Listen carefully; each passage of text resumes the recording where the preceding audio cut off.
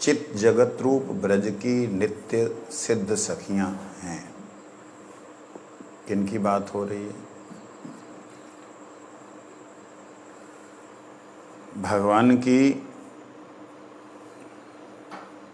जो हल्लादनी, संधिनी, संवित तीन वृत्तियों का जो प्रभाव है वो चित्त जगत, जीव शक्ति और माया शक्ति के प्रत्येक कार्यों में ओतप्रोत है। भगवान का नित्य धाम का जो भी प्रभाव है वो पूरे का पूरा इस संसार में भी ओतप्रोत है। परंतु यहाँ किस प्रकार से है ये समझना है। जड़ जगत में चेतन जगत का कैसा ओतप्रोत होगा, इसको समझना होगा।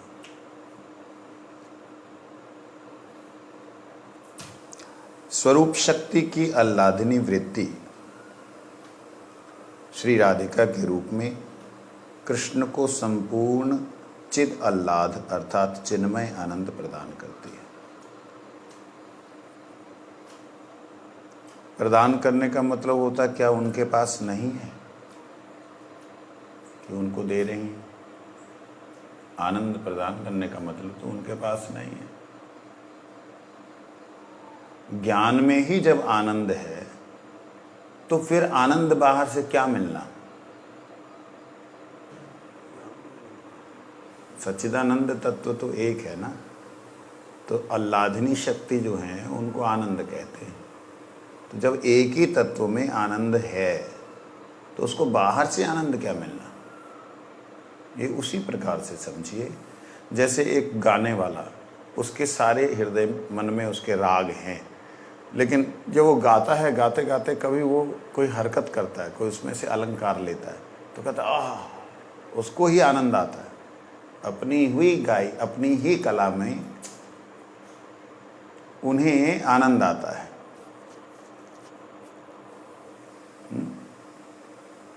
इस प्रकार से अपने ही रूप को देख करके कई बार व्यक्ति मोहित होता है। इस संसार का उदाहरण उस जगत में तो लगता नहीं, लग भी नहीं सकता, लेकिन फिर भी एक आभास प्राप्त होता है कि स्वयं के आनंद को देख के आनंदित होना,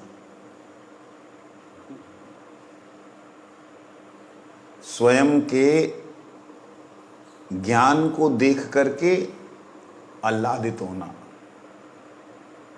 स्वयं के वैभव को देख करके आनंदित होना। तो ये आनंद जो है अपना ही है, अपने से ही है और अपने को ही है। इसमें जिससे आनंद मिल रहा है ना, जिससे आनंद मिल रहा वो आह्लादनी शक्ति, उनको इसलिए आह्लादनी कहा गया। वो कहते मोरे यदि दिया दुख तोमर होय महासुख, मोर से ही दुख मोर सुख वरिय।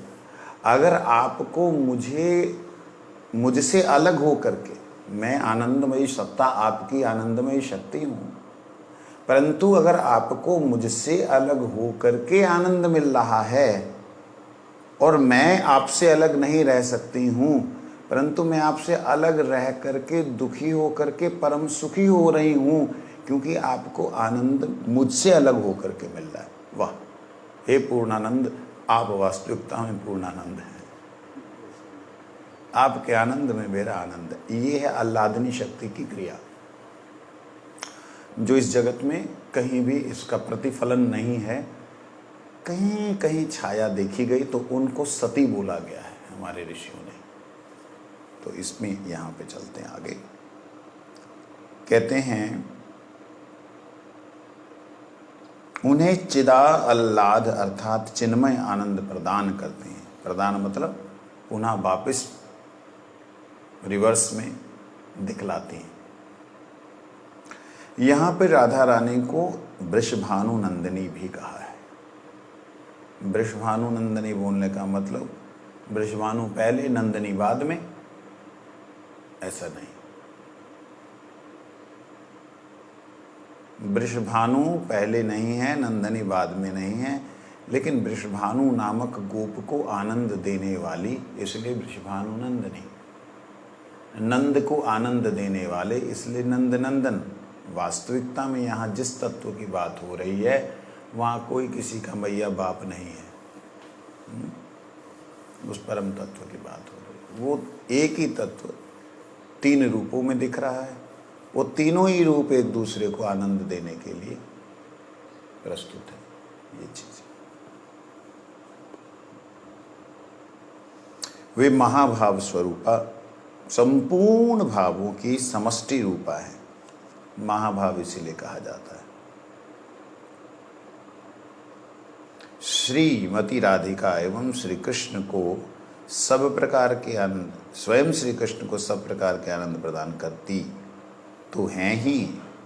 इसके अलावा अपने काय व्यूह स्वरूप 8 प्रकार के भावों को अष्ट सखी और 4 प्रकार के सेवा भावों को प्रिय नर्म, प्रिय सखी, नर्म सखी, प्राण सखी और परमेष्ठ सखी, परम प्रेष्ठ सखी, इन 4 श्रेणियों की सखियों के रूप में नित्य प्रकट रखती हैं। देखिए, जैसे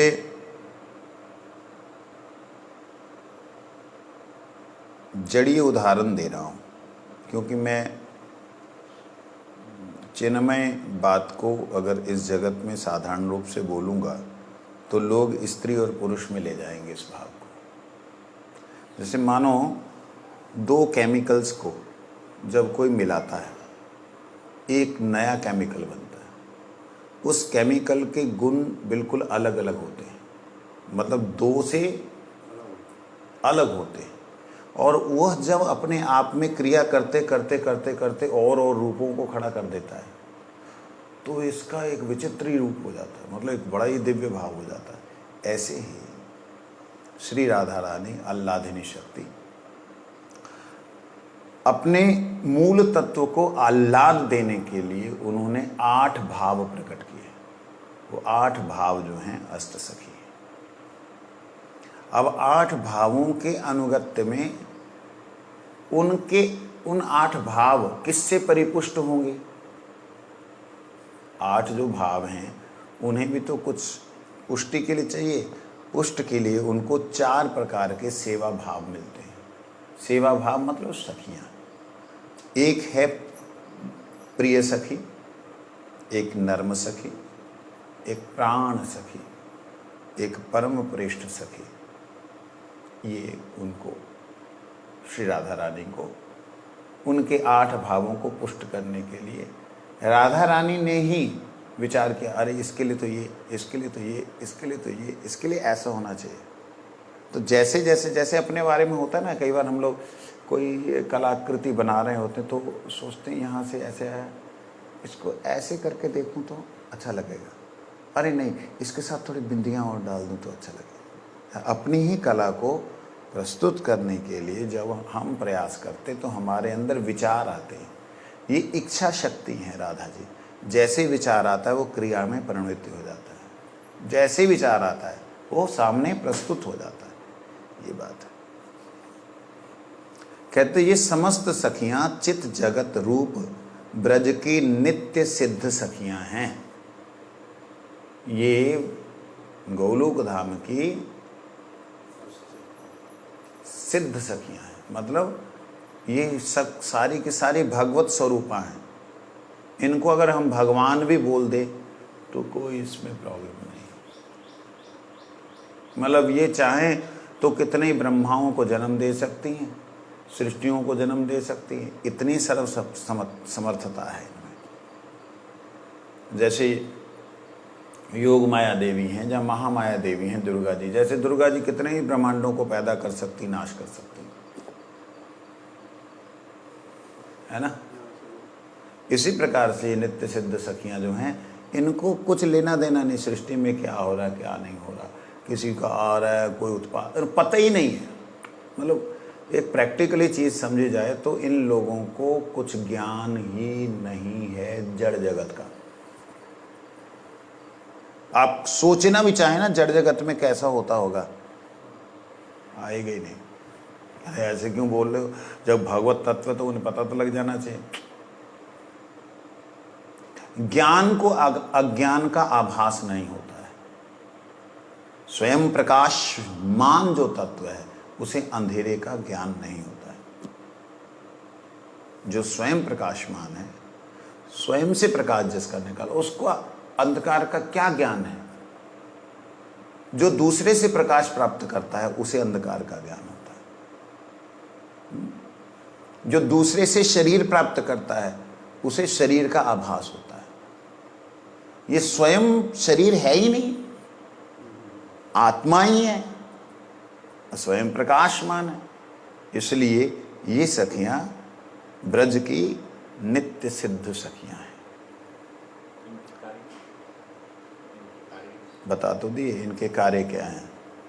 ये जो अष्ट भाव हैं उन एक एक भाव को 4 प्रकार की सखियां जो हैं पुष्ट करती हैं। 8 भावों को, उसमें प्रिय सखी है, नर्म सखी है, प्राण सखी है, परम पृष्ठ सखी है। अब वो मतलब आगे आएगा ना, तूने तो पढ़ा हुआ है, आगे जाके आएगा सखियों के डिपार्टमेंट में जाके।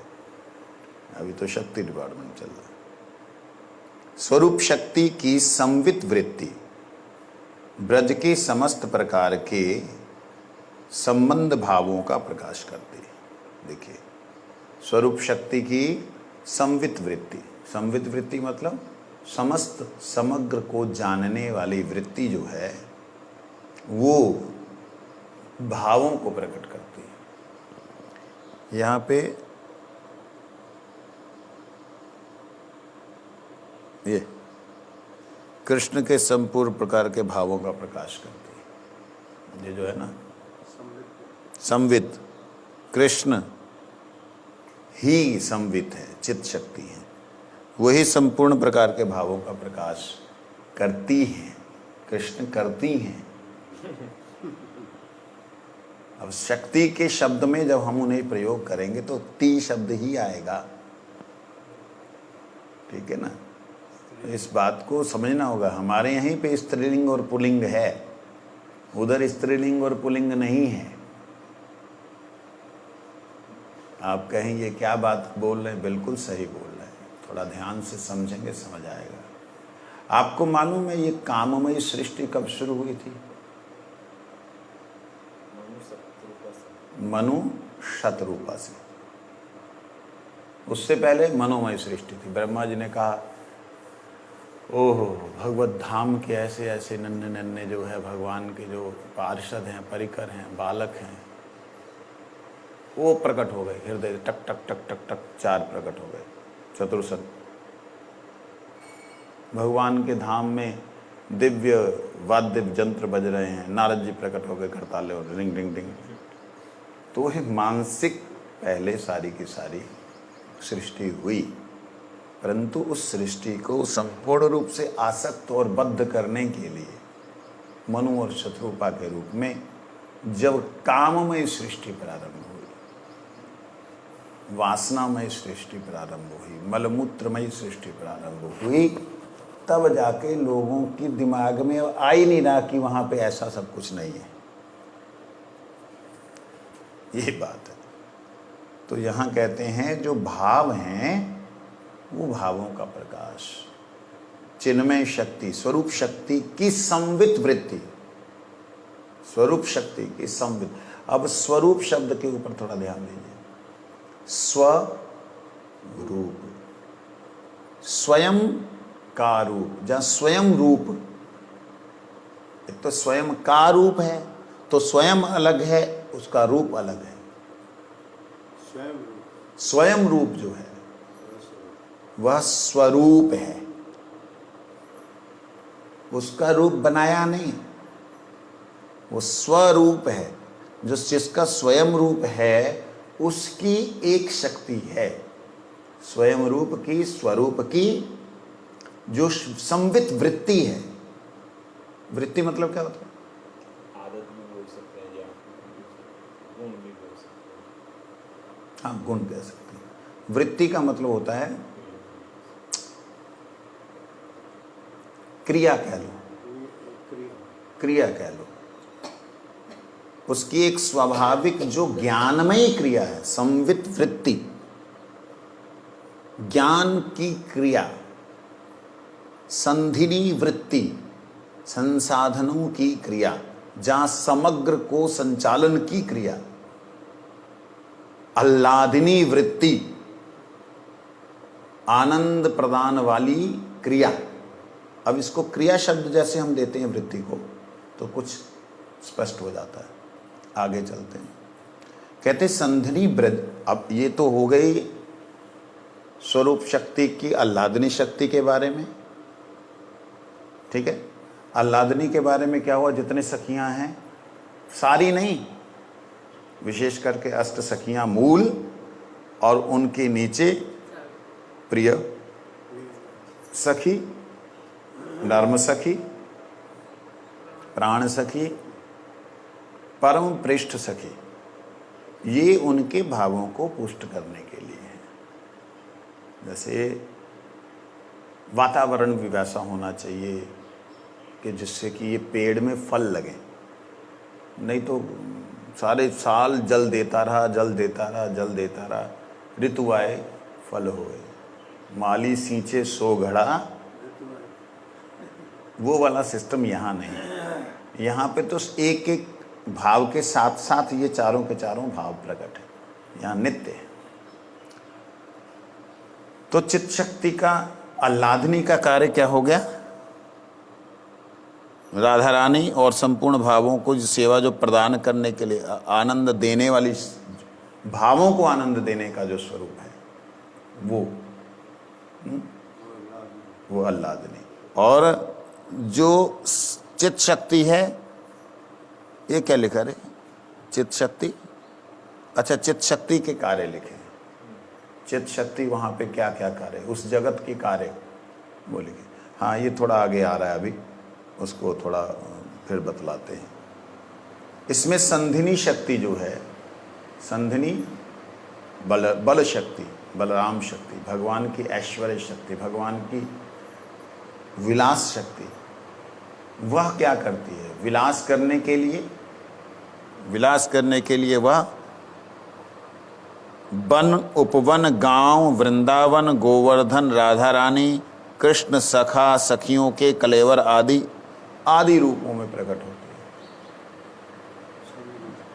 संधिनी शक्ति। लेकिन इसमें एक बात समझने वाली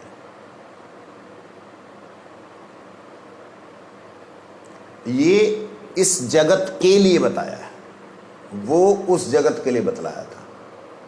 वो उस ब्रज में, गोलोक धाम ब्रज जो है, उस ब्रज के लिए राधा रानी वाला जो पोषण बताया ना, अष्ट सखी और चार उनकी प्रिय सखियां, ये उधर का है।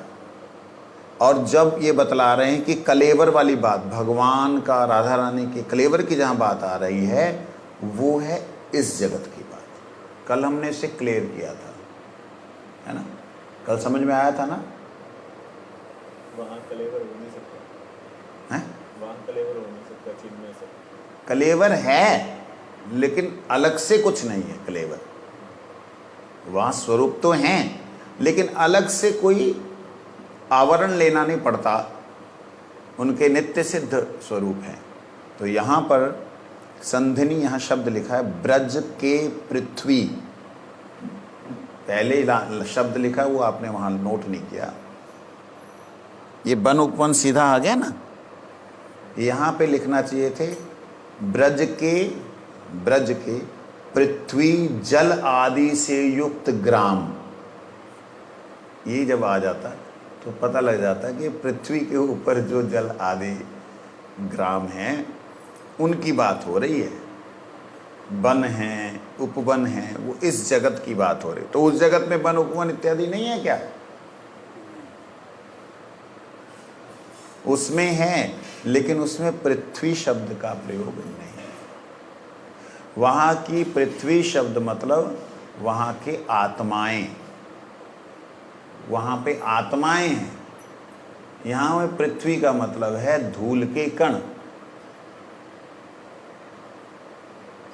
भगवत कृपा से जिस वक्त उनकी करुणा होगी, और करुणा कब होगी? जब ऐसी तीव्रता की भक्ति होगी, जब उनकी करुणा होगी, तब समझ पाएंगे इस जगत के जो ब्रज रज के कण हैं जो हम देख रहे हैं, इसमें भी वो चिन्मयता है। ऐसे ही चिन्मयता है जैसे कि एक हीरे को मट्टी से सना हुआ है। हीरे में मट्टी नहीं है और मट्टी में हीरा भी नहीं है कि मट्टी के अंदर हीरा मिलता हो, लेकिन हीरे के ऊपर मट्टी लगी हुई कीच में पड़ा हुआ है। तो ये संसार रूपी माया के कीचड़ में भगवान का धाम, जब भगवान आते हैं तो प्रकट हो जाता है, जब वो जाते हैं तो वो लुप्त हो जाता है, अप्रकट हो जाता है। अप्रकट अवस्था में भी प्रकट होता है अगर कोई व्यक्ति इस माया के कीचड़ को हटा दे। कहाँ से हटाना है? अपने हृदय से हटाना है। आप धाम से धाम को कीचड़ समझने लग जाओ तब तो है गई कृपा। ये बात ना है चलेगी भैया, यहाँ तो कीचड़ इधर है। अरे सूरज को आज बादलन ने ढक रखो है, आज सूरज दिखाई ना दे रहो, 10 दिन है गए, 5 दिन है गए, बोलें अगर तब नहीं चलेगा। सूरज को ना ढका, आँखों को ढका है बादलों ने। इन बादलों से निकलो तो सूरज को ढकने वाला कोई तत्व है ही नहीं, नजर आ जाएगा। ये चीज तो इसलिए कहते हैं सूरज के सामने कहाँ आते हैं। अब देखो, आपको इसकी रोशनी आ रही है, इसको रोशनी आ रही है इसकी, मेरे को आ रही है, मेरे को नहीं आ रही ना। क्यों नहीं आ रही? मेरे सामने है हाथ, मेरे सामने हाथ रूपी बादल है, आपके सामने तो नहीं। तो मेरी आंखों के आगे आया। अगर ऐसा होता कि बादल को ढक सूरज को ढक लेते तो पूरी पृथ्वी पे अंधेरा छा जाता। एक पर्टिकुलर प्लेस पे ही जो है अंधेरा दिखता है। तो बादल किसी कभी भी सूरज को ढक नहीं सकते। बादल छोड़ो, पृथ्वी नहीं ढक सकती सूरज को। पृथ्वी छोड़ो, हमारे ग्रह उपग्रह उसको ढक नहीं सकते। सूरज को कौन ढकेगा? ये नहीं ढक सकते। ऐसे ही भगवान का जो ये जड़ संसार में धाम है, इसको केवल मात्र हमारे अंदर की वृत्तियों ने देखने के लिए पर्दा डाला हुआ है। जिस दिन हमारी सांसारिक आसक्ति वाली वृत्तियां हट जाएंगी, कृष्ण नाम में आसक्ति हमारी हो जाएगी, जिस दिन हम उसके साथ जुड़ जाएंगे, उसी दिन नाम का स्वरूप प्रकट हो जाएगा। नाम में ही धाम नजर आएगा, नाम में ही रूप नजर आएगा, नाम में ही गुण नजर आएगा। तब ये पृथ्वी को देखोगे तो ये पत्थर थोड़ी दिखेंगे, तो इसका जो चिन्मय स्वरूप है वो नजर आएगा। पत्थर तो हमने लगा डाले, रोड हमने बना डाली, ब्रजरज तो वैसी की वैसी ही है। ब्रजरज से बात करके देखो, आपने आगे प्रयास नहीं किया होगा, हमने जो आपको बताया हिम्मत नहीं हुई। देख लो, मतलब है कि हम अपने संस्कारों को भूलना नहीं चाहते, हम अपनी आसक्ति को छोड़ना नहीं चाहते। एक बार घुस के तो देखो, होने दो ना, जो होता है शरीर ही तो जाएगा, छूटेगा और क्या होगा। इससे ज्यादा तो कुछ नहीं होगा।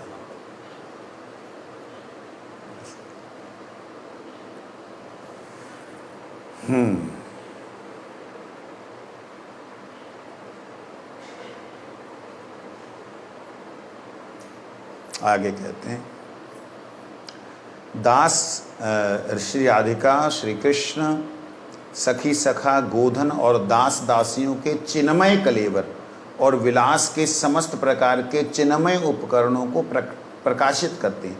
यहाँ ध्यान देना, दो चीज़ें हैं, एक है चिन्मय कलेवर और एक है चिन्मय उपकरण। उनके जो चिन्मय स्वरूप हैं उनको इस जगत में कोई देख नहीं सकता, कोई समझ नहीं सकता। जब देख और समझ नहीं सकता तो किस प्रकार से वो हम देख पाएंगे? तो ऐसा समझ लीजिए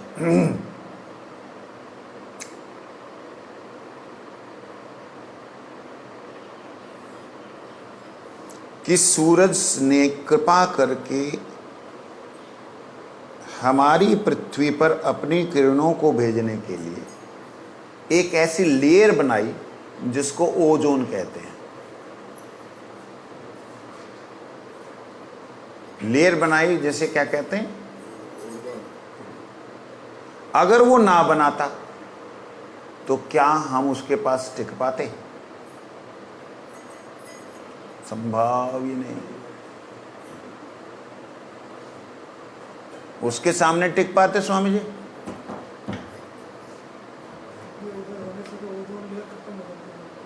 नहीं, खत्म कभी नहीं होते। जिस दिन ओजोन की लेयर में सुराख भी हो गया ना, सुराख, उसी वक्त पृथ्वी जो है पूरी बर्फ बन जाएगी, आग लग जाएगी। और आग का दूसरा रूप होता है बर्फ। मैंने एक साइंस का वो देखा वीडियो, उसमें कुछ ऐसा दिखलाया कि ओजोन की जो लेयर है वो फट गई और वो सीधी समुद्र में गिरी। ओजोन तो है ही है ना, टोटली बर्फ ही है एक तरह से मतलब गैस जो जमी हुई है, वो जैसी वो पृथ्वी पे गिरी, उसकी हवा से जो भी उसके सामने आ रहा है वो सारे का सारा -200 डिग्री 400 डिग्री जा रहा है, माइनस, तुरंत ख़त्म हो गया।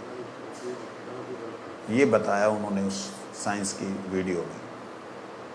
तो ये चीज़ कभी भी, ओजोन जो है जोन है एक बहुत बड़ा, ऐसा नहीं है कि वो हल्की सी वो है। ओजोन है अंदाज के लिए लगभग, मैं इसको परफेक्टली नहीं बोल पा रहा हूँ, किलोमीटर्स में है वो जोन जो है ना, पृथ्वी के चारों तरफ चादर जो है वो किलोमीटर्स में है। कितना है वो देखना पड़ेगा, उसको समझना पड़ेगा। तो इस प्रकार से जैसे अपने आप को प्रकट करने के लिए अपनी ही शक्ति के द्वारा सूरज कुछ एक लेयर्स बना करके जीवों तक अपनी कृपा करुणा को पहुंचाता है, इसी प्रकार भगवान का नित्य गोलोक धाम जब इस धरातल पे प्रकट होता है तो धाम को प्रकाशित करने के लिए बलराम जी उसे आवृत कर लेते हैं।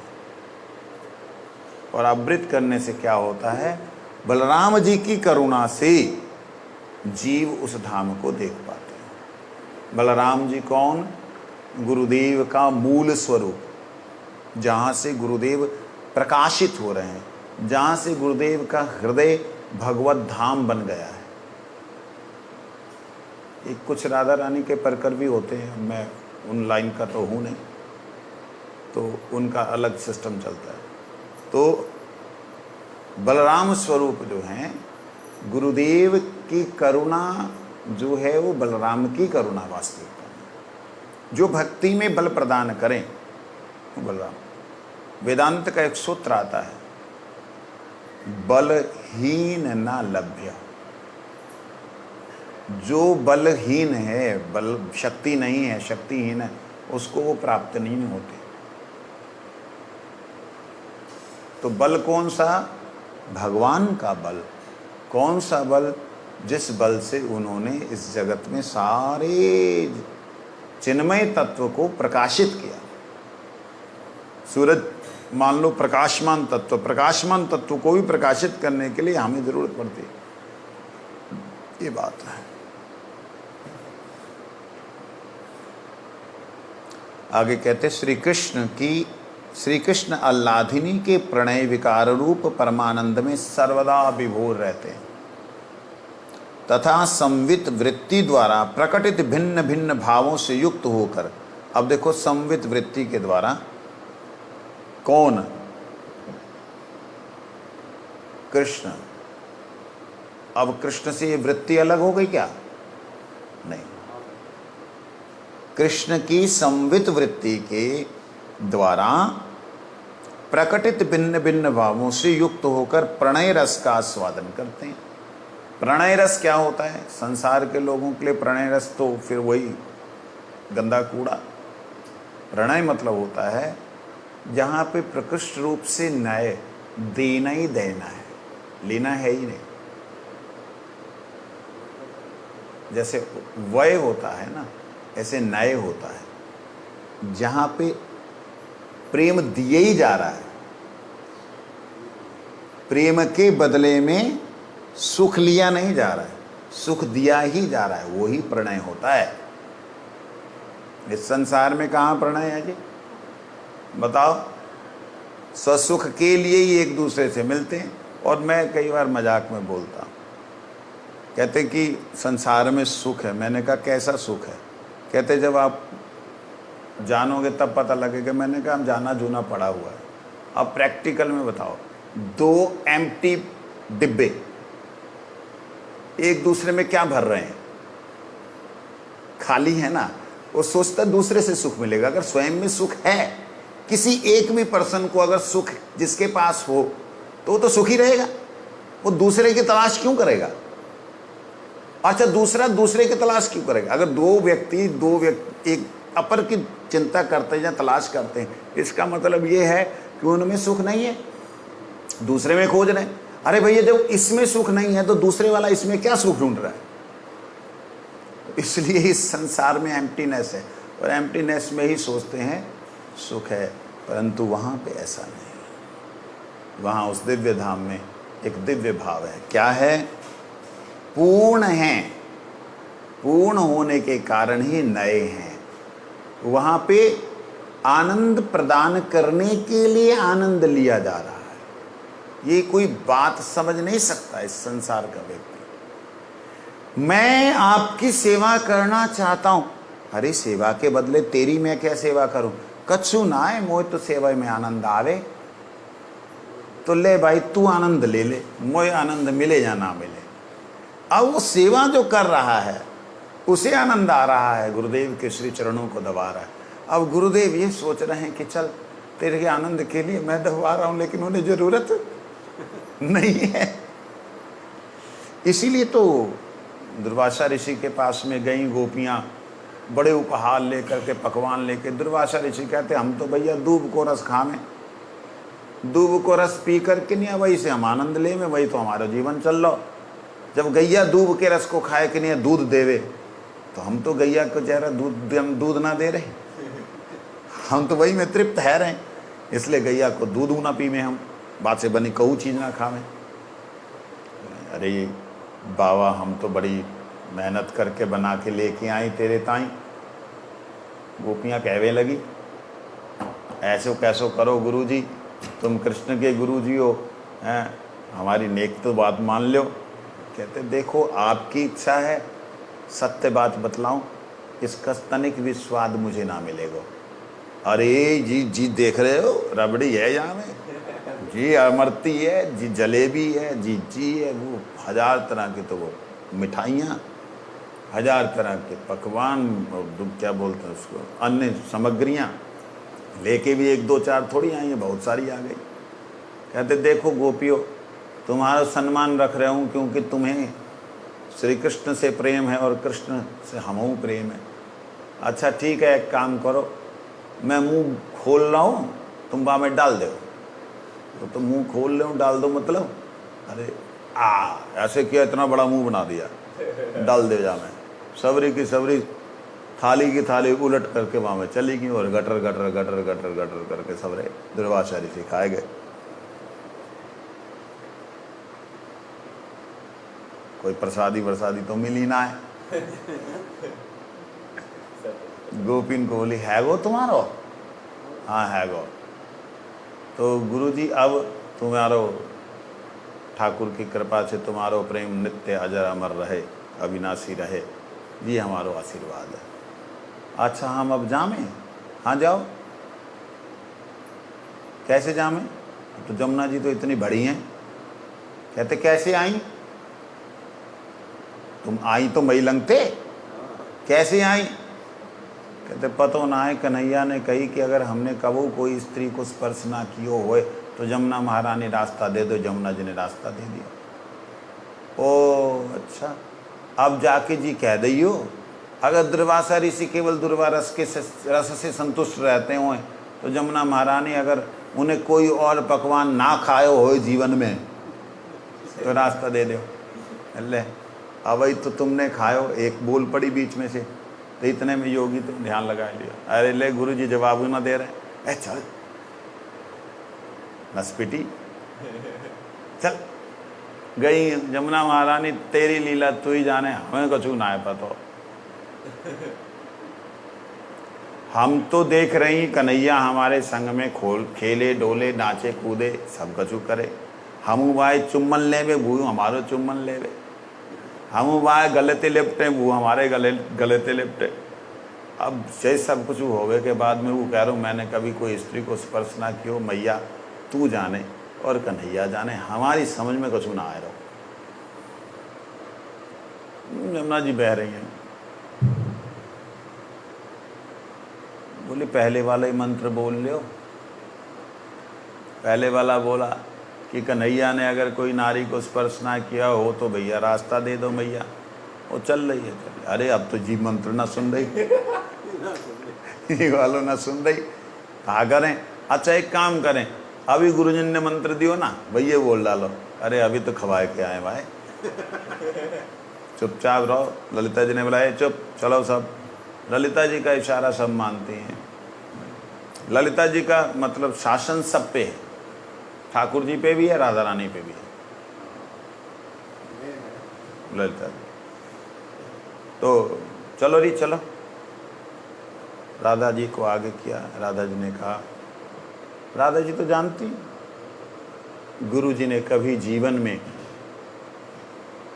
दूब के रस के अलावा कोई रस पान नहीं किया। हे यमुना महारानी कृपा करके उनके नाम से आप रास्ता दे, श्राप करके रास्ता दे दिए। सारी गोपियाँ देख रही, भाई हम सोच रहे थे कन्हैया हमारे संग में बैठे उठे, ये तो हमारे संग बैठो उठ वो छोड़ो, या को गुरु ऐसो है आए गई। तो ये बात, इसको बोलते हैं प्रणय रस। और बहुत सी और बातें प्रणय रस में हैं जिसमें बोल रहे ना ना तू दूरी रह हमसे, लेकिन भीतर है बिल्कुल नजदीक रह। बोल रहे नजदीक रह लेकिन कह रहे हैं दूर रह। ये प्रणय रस है। प्रणय रस का तो बड़ा ही विस्तृत वो है, इसलिए हम उसके अधिकारी भी नहीं हैं। आगे कहते बंसी बजाकर उससे गोपियों को आकर्षण, गोचारण, रास आदि ये सब क्रियाएं कृष्ण अपनी पराशक्ति संवित वृत्ति के द्वारा ही संपादन करते हैं। संधिनी द्वारा प्रकटित धाम में ब्रजविलासी कृष्ण सर्वदा ही रस में निमग्न रहते हैं। कृष्ण के लीला धामों में ब्रज लीला धाम ही सर्वोत्तम है। लीला धामों में क्यों बोला ब्रज लीला धाम सर्वोत्तम है? मतलब कृष्ण वैकुंठ इत्यादि में जो अन्य अन्य धाम हैं, हरि वैकुंठ, नरसिंह वैकुंठ, वराह वैकुंठ इत्यादि दिव्य दिव्य धाम हैं, उन धामों में भी कृष्ण अर्थात विष्णु के रूप में विराजमान रहते हैं। लेकिन कृष्ण सभी धामों से सर्वोत्तम ब्रज धाम में कृष्ण स्वरूप से ही,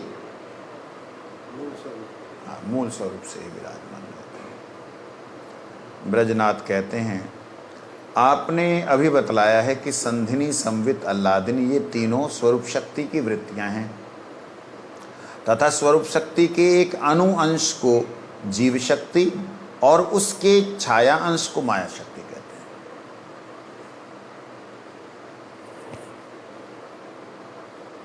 अब कृपया इसका एक आभास दीजिए कि दोनों शक्तियों के ऊपर उपरोक्त संधिनी, संवित, आह्लादिनी वृत्तियां किस प्रकार से कार्य करती हैं।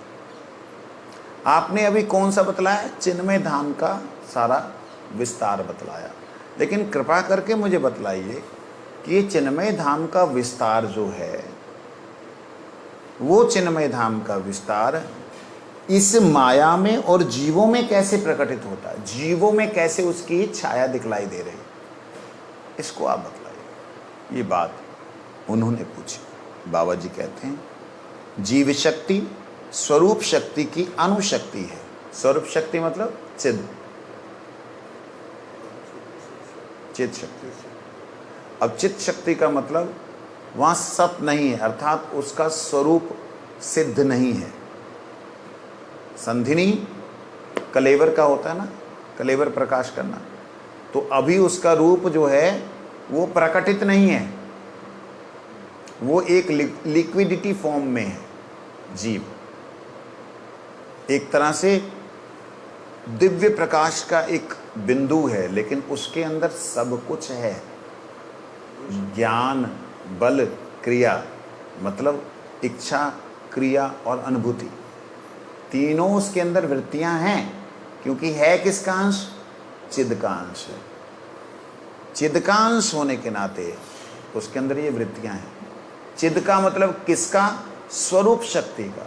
स्वरूप शक्ति की जो चिद वृत्ति है, संवित वृत्ति है, उसका अंश है। डायरेक्ट भी नहीं है, क्योंकि डायरेक्ट होगा तो फिर भगवान ही हुआ। शक्ति का अंश। कहते हैं इसीलिए इस शक्ति में भी स्वरूप शक्ति की तीनों वृत्तियां अणु अणु मात्र में विद्यमान है। अर्थात जीव में आह्लादिनी वृत्ति ब्रह्मानंद के रूप में, ये जीव शक्ति है। ठीक है। जीव शक्ति का, जीव शक्ति में संधिनी किस रूप में दिखाई देती है? कृष्ण के मूल स्वरूप से संधिनी, संवित, आह्लादिनी पूर्णतया प्रकाशित है, परंतु ये वृत्तियां कृष्ण के ही शक्ति के अंश, पराशक्ति के अंश। इतस्तु अन्या विद्धि प्रकृति में पराम गीता, मेरी एक परा प्रकृति, जीवभूतम महाबाहो यदम धारे जगत, जिसको मैंने जीव कहा और जिसने जगत को धारण किया। बहुत बड़ी बात, जगत को धारण किया जीवों ने। तो यहाँ कह रहे हैं उस जीव शक्ति में किस प्रकार से दिखलाई देती? संधिनी, संवित और आह्लादिनी शक्ति। कहते हैं संधिनी जो दिखलाई देती है वो अणु चैतन्य के रूप में। अणु चैतन्य मतलब बिंदु के रूप में। स्वरूप तो है, लेकिन वह स्वरूप अणु है। अणु होते हुए भी हाथ पैर रहित है, अनुभव शक्ति है, क्रिया शक्ति है, और क्रिया करने के लिए जो उसको रूप चाहिए वह उसके पास रूप भी है, परंतु वह रूप जो है एक तरह से प्रकाश बिंदु की तरह मानी है।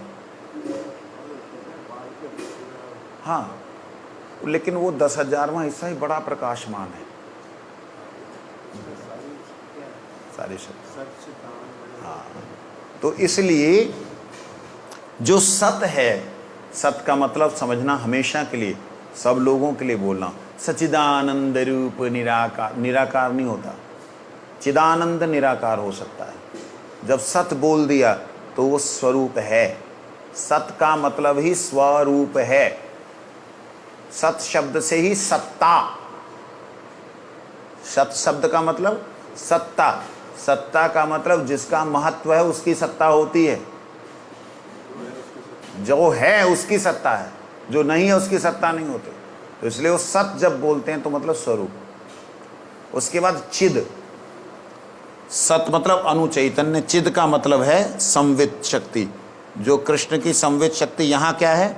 ब्रह्म ज्ञान के रूप में। जीव में ब्रह्म ज्ञान अनादि है, मतलब जन्म से ही है।